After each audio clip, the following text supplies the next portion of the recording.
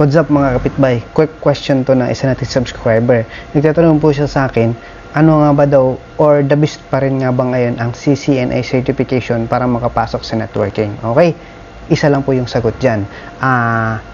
As of now, in 2025, the best pa rin talaga kapag CCNA ka. Kasi kapag CCNA certified ka, pag gagawan ka talaga ng kumpanya, tapos madali kang makapag-apply, lalo na kung mapakita mo talaga na pumasa ka sa exam, so automatic 98% na makakapasok ka sa isang company kapag CCNA ka. Ayun, so isa pa niyang katanungan is, ano nga ba daw ang mas okay, CCNA or CompTIA A+?